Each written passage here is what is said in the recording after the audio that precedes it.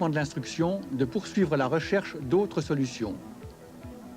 Pour le cas où la recherche d'autres solutions ne conduirait qu'à des résultats totalement négatifs, la Commission est de l'avis qu'à la plateforme, la voie d'accès doit éviter absolument la forêt de la Petite Rolla, les positions d'aguet et le cheminement ne pouvant se concevoir que par la mélande dessus.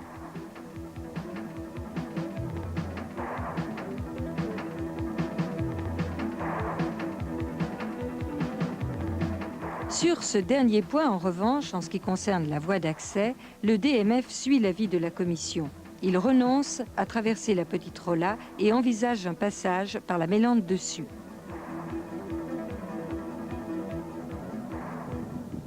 Voici la mélande dessus. C'est un vaste pâturage avec un grand chalet d'alpage où les vachers fabriquent le fromage en été. C'est une propriété privée qui appartient depuis des générations à une famille française.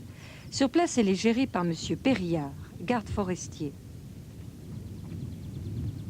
Le DMF a contacté M. Périllard pour obtenir ce droit de passage sur la propriété. Le gérant a refusé pour des raisons précises. Déjà, premièrement, bon, ils construisent une route. Respecteront-ils le passage sur la route? Deuxièmement, ils passent tout près du chalet, avec les vibrations des chars. Comme c'est un vieux chalet, est-ce qu'on aura des embêtements après coup? Ça, on ne peut pas le savoir. C'est ce qui m'a fait opposer au passage des chars. Alors, il m'a dit qu'il voulait contacter le propriétaire pour voir l'avis du propriétaire. Et tout de suite, j'ai averti le propriétaire avant qu'il prenne contact pour que lui-même refuse ce droit de passage. Conseil que suivra le propriétaire, mais le DMF ne se décourage pas et insiste. Comme M. Courcel s'obstine dans son refus, le DMF emploie les grands moyens. Et quelque temps après, ils ont menacé le propriétaire d'expropriation et le propriétaire a cédé. Lettre recommandée du 17 janvier 1984.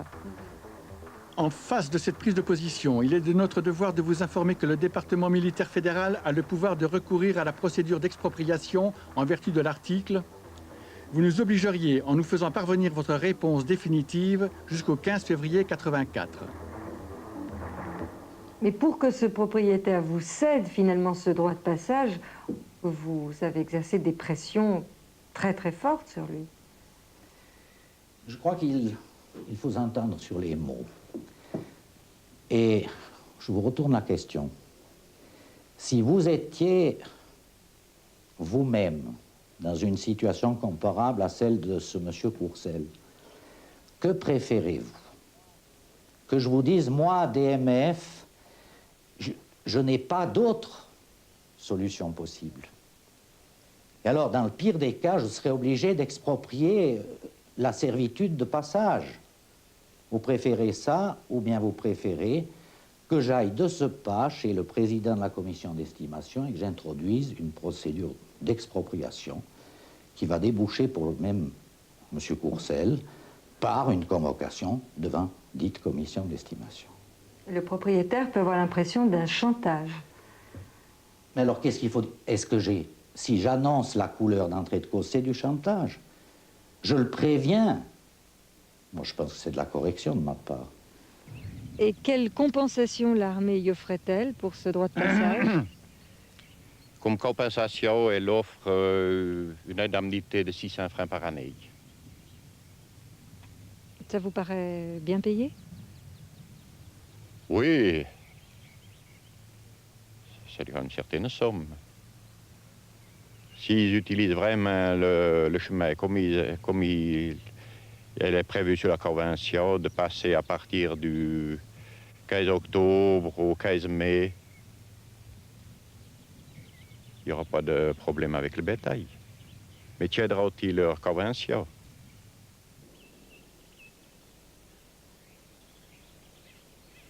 Tout est signé et désormais l'état-major peut enfin commencer à construire cette voie d'accès qui lui manquait et qu'il entend aménager ainsi. L'actuel chemin qui mène à la ferme sera élargi à 4,50 m, consolidé et recouvert de tout venant. Le débouché sur la route du Marché-Rue est évidemment trop étroit pour permettre aux obusiers M109 de manœuvrer. Il faudra abattre une partie des murets de pierre sèche.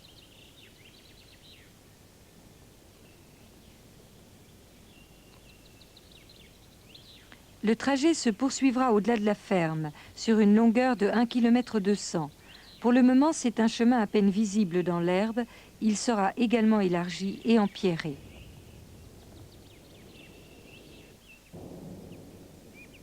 Sur la plateforme seront aménagées les 18 terrasses de tir. Quand tout un groupe sera en exercice, il y aura sur ce pré 18 obusiers M109, 20 véhicules chenillés M113, 9 transporteurs de munitions, 60 camions et environ 500 hommes.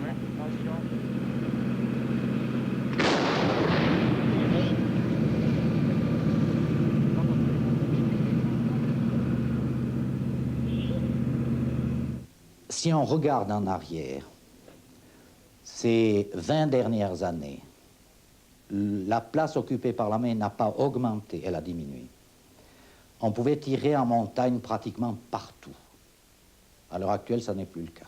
Pourquoi? Protection de la nature, remontée mécanique, période de chasse.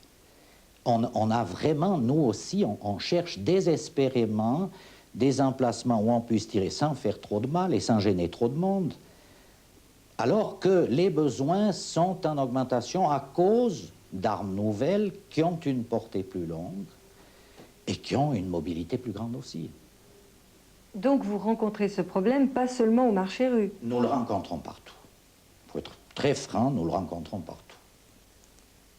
Mais on a tendance à faire de chaque cas, de dramatiser, au fond, d'émotionnaliser chaque cas. À vrai dire, l'émotion ne cesse de grandir dans la commune concernée.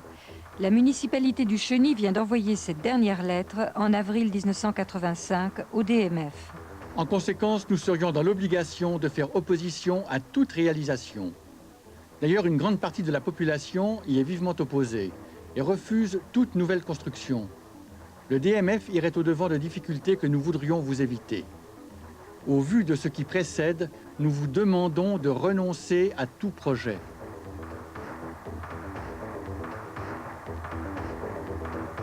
Alors qu'allez-vous faire très précisément maintenant à propos de cette voie d'accès et cette plateforme? Nous allons l'aménager avec maintenant la servitude qui est inscrite au registre foncier. Je ne puis pas dire si c'est déjà cette année ou l'année prochaine, puisque ça dépend en partie des disponibilités de nos troupes du génie. Et le problème est maintenant à l'étude. Et qu'allez-vous répondre à la municipalité et à la population qui refusent? À la municipalité et à la population qui refuse, nous serons obligés de rappeler le devoir, l'obligation impérative qui nous est imposée par la Constitution fédérale et l'organisation militaire. Et que nous ne pouvons renoncer à ce projet. L'armée a acquis ce droit de passage. Alors maintenant, c'est fini, vous avez perdu. Non, non, pas du tout. On ne désarme pas, bien au contraire. Nous sommes prêts, disons le groupe d'Herbron, une bonne partie de la population de la vallée de Joux, les autorités de la commune de Cheny, nous sommes prêts, disons, à mener le combat jusqu'au bout. Vous voulez dire que vous allez occuper le chantier? Ah oui, c'est sûr. Toujours en respectant nos mots d'ordre, donc de non-violence.